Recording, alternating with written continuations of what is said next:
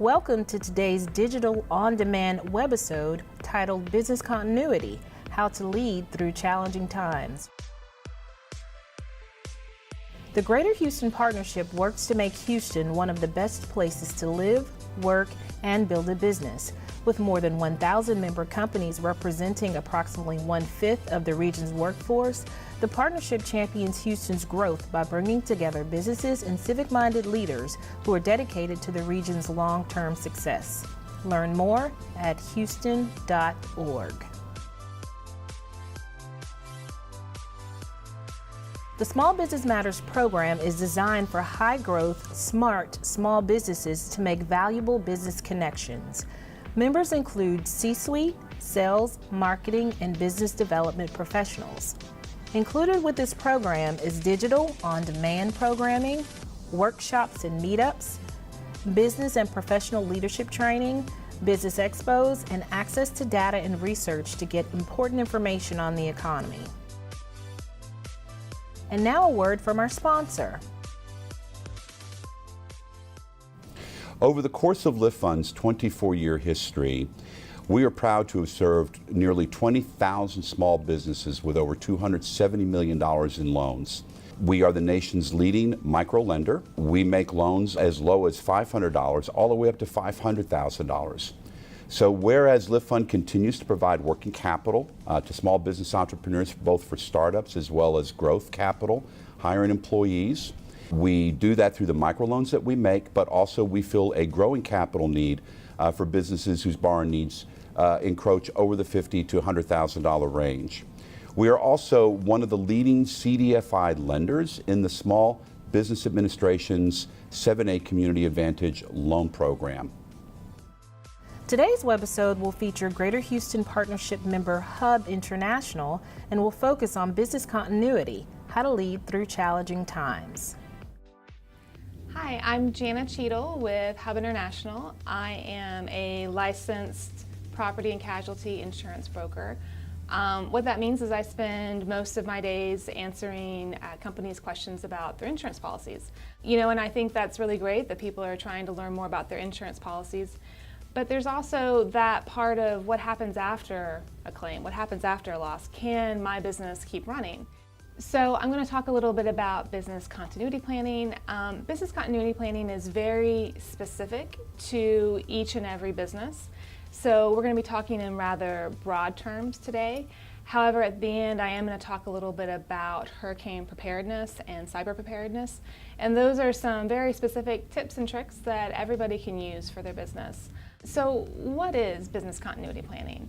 Business continuity planning is what happens after the worst happens. Can your business keep running after you have a major disaster? So when you're working on your plan, what you're going to do is pick out what's most important for your business to keep running, and then you're going to think about what are things that could happen that could make your business stop running. And then you're going to look at ways to mitigate or lessen that possibility. So when you're thinking about business continuity planning, maybe you're thinking, oh, well, I've got my fire extinguisher, I've got my evacuation plan. Well, that's really great, but that is your emergency response plan. What happens when your building's on fire, right? And then after that, you have your crisis management plan, and that's, thankfully the fire's put out, but you still have to alert your employees. You have to maybe do a little damage control with the media. Maybe you have to hire your contractors. Your business continuity plan is the fire happened 2 weeks before your largest order of the year goes out, the order that takes you from red to black every single year. And now how are you able to move forward with that? So first thing we start thinking about is what could happen, what could go wrong. So you have natural disasters, we all know about hurricanes here. You have things like active shooter incidences. You could have health concerns, diseases. You could have a chemical spill. I mean, the list is really endless, right? So how do you plan for all of that? Well, you can't, right? What we end up looking at are what is the effect of that disaster. So we generally think there are 5 things that could happen from any big emergency. The first one being loss of technology. You can't get a hold of your computers. Are you able to keep working without your computers? The next one is loss of building. You know, the building burns down, you can't get into it. How do you move forward? The third one is denial of the entry of your building. I think we all saw that with Hurricane Harvey. You can't get into your building. How does that affect you? Number 4 is loss of staff. So this could be people are injured or sick, or you just can't get to the building. And then the 5th and final one is loss of a supplier. So your building is fine. Your employees are all fine, your computers are fine, but your supplier 30 minutes down the road, your major supplier, he's not working. And guess what? Your secondary supplier, he's in Corpus and he got hit too, right? So when we start looking at how to formulate the plan, we generally look at 6 steps. The first step being understanding your business operations. You know, if you're a small 1-2-man shop, you know, obviously you know everything A to Z. But when you start getting 25 employees, 50 employees, there are parts of your operation that you're not involved in on a day-to-day basis. So maybe you can't be the only one involved in the business continuity plan. You might need other people to help out. The second step is to think about your risk mitigation strategies, and then also build from that your continuity strategies. And we're going to talk a little bit more about that. The fourth thing we like to do is, you know, write it all down. Once you have the plan, write it down and have it so that other people can refer to it. Because what happens if you're not around? You need somebody else to take this plan and run with it. The fifth thing we like to do is train other people on the plan. And then the sixth is to develop training and develop an audit process, right? This plan that works today might not work, you know, tomorrow or when the incident happens. So when we're looking at the operations and making sure that we understand what has to happen, we suggest getting everyone together. So that's, of course, senior management, but it's also IT and HR and marketing. And having all these people together will really help you figure out what goes on a day-to-day basis and what could possibly be affected. So the first thing we suggest that everyone does is identify all of your organization's functions. Once you have a very complete list, then you're able to prioritize and say, you know, these 10 items absolutely have to happen. And all these other things, maybe these can fall to the side during a real emergency, but we have to do these 10 things, right? Well, when you have those 10 things and you have everybody in a room together, you start realizing, oh, that this one key critical component is interdependent on this thing down here that we haven't identified yet. So we want everyone to look at the interdependencies of all of your operations and figure out if we need these 10 things to happen, is there some things down below that we might need to have happen as well? You're going to prioritize, you're going to start looking at the impact of the risk on your different operations. And then once you kind of get your list of what is most important, you start thinking, how would I fix that if something really bad happened? How would I fix, you know, the people can't get into the office? Do I have an alternate site that I could go to? Do I have cross-training? Could a different employee get out payroll than my normal HR person? So we suggest things like installing protection systems, getting backup generators. I think everyone in Houston knows about that. Making sure that there's duplicate systems, making sure there's manual workarounds for things. Maybe you don't need to have the computers to get a few things done. And talking about relocation. It's really hard after a large event like Hurricane Harvey, we know, but thinking about where could we go if we don't have access to the building. One of the really neat things that my company did during Hurricane Harvey was the leadership got on a phone call every single morning from start to finish through the whole process. And then after they got off the call, each supervisor called all of the employees. And at first it was just, you know, Jana, how are you? How's your family? Do you have food? Do you have water? Are you okay? Great. And that's all they really cared about. But then after, you know, the rain stopped and we started looking at what was left over, then it was, hey, Jana, we've got the claims number are forwarded to our Dallas and Fort Worth and El Paso offices. Can you call your clients and see if they are okay, see if they have claims? So it was a really clear communication process, and calling every day, first off, it made me feel like Hub really cared about me, that first they were checking in on me. It made me, want to help, want to work with them, but then also telling me what I need to do so that I can make sure our clients know what's going on, right? And there's all different ways that you can communicate to that. Obviously these days, phone calls and texts seem to work pretty well. So now that we've talked a little bit about making a business continuity plan, what goes into it, how to get started, I thought maybe some specific things about hurricane preparedness might be helpful.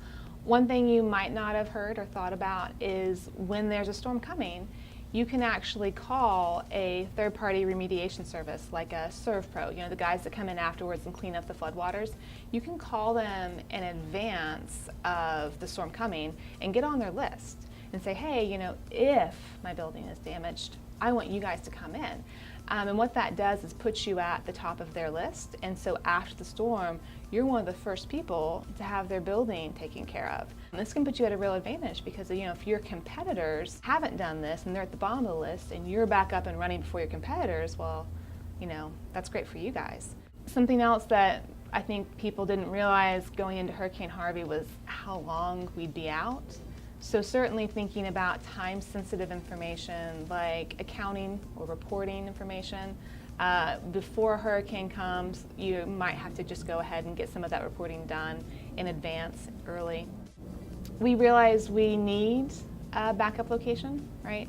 But when you have such a huge disaster like Harvey, maybe you can't get a backup location. So talking to other businesses near you or your building management, seeing if there's some type of option you can work out in advance will really help you be able to set up business after the hurricane. People think of floodwaters, they don't always think of the fires that happen. But on your checklist with the hurricane preparedness, just go ahead and put on there, checking all your fire extinguishers, making sure people know where they are and how to use them. After the storm, just one quick tip on this, have a good plan for communicating with your customers. People see the news and they might think, oh, Houston's underwater, I shouldn't call and place this order, maybe I should call Dallas instead, right? So making sure that you're able to tell people, hey, we had a little damage, we're up and running, and decrease the amount of people that might think, oh, hey, maybe we shouldn't call in and place that order. So after hurricanes, flooding, wind damage, cyber is something that I think every business should put a little bit of thought into and make sure they're prepared for. We've got 5 quick tips and then a few other items on cyber to talk about. The 5 tips I would say that you can do now, and most of them are no cost, but the first one you might have to hire somebody for is get a hacker to do a penetration test of your systems. And they'll tell you where you have holes, where you have leaks, identify and help you fix those. Number 2 is teach your staff how to identify and deal with fake emails. Probably if you've got a CFO, they already know about callback features. If somebody tells them to wire money, they always call back the email, right? But telling your HR person that too, like, hey, if somebody emails you and asks for a bunch of W-2s, don't just send them over email. Call that person and make sure that that request is legitimate. And letting everyone in your business know, hey, these are certain things that we just don't hand out over email without confirming via phone call. Number 3, back up your data. Right? We all know that, but having an offsite place to back up your data will help you if you have a ransomware attack.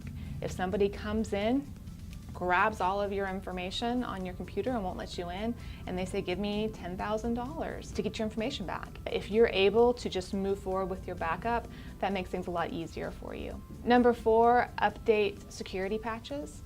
So this sounds simple, right? And it's something that maybe I don't do that well on my phone either. But hackers now, they hear about the security glitches in software and they start immediately looking for companies that have not made those updates, and they target those companies. So that's something that as soon as you're able to make those updates. And the last one, I think everyone knows this, but keep in mind, you gotta have antivirus software and you gotta have a firewall. So a cyber hack response plan.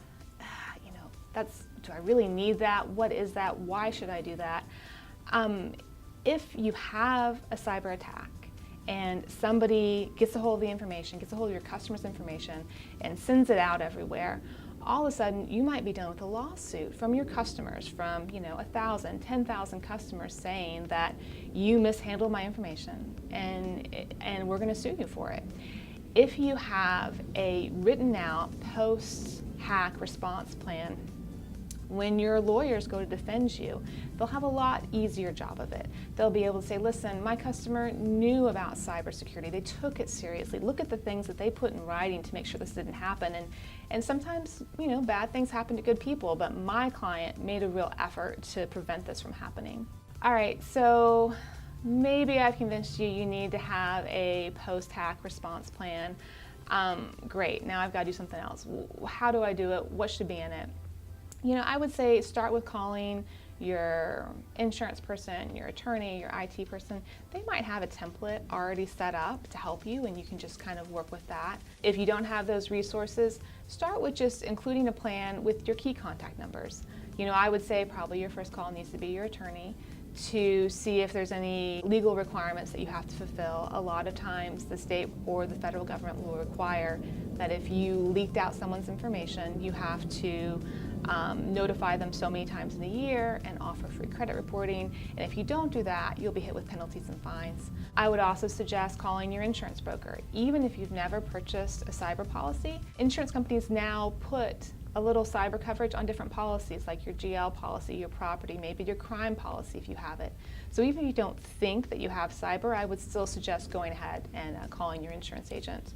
You'd also want to go ahead and put the contact information of an IT forensics team in your post-hack response plan. You're going to want to get them on the phone as quickly as possible to figure out how big the attack was and how to fix it. You'd also want some phone numbers for credit monitoring firms. And then probably the last thing you can put on there is how to respond to your customers. How do we get this information out to them? Well, I hope I've maybe pointed you in the right direction with your business continuity plan, maybe giving you a few tips on hurricane preparedness and cyber preparedness. I really hope that you never have to deal with any of these issues, but I think a little planning in advance would make this go a little bit smoother and make sure that your business is able to come out from the other side of a major disaster. Thanks, guys.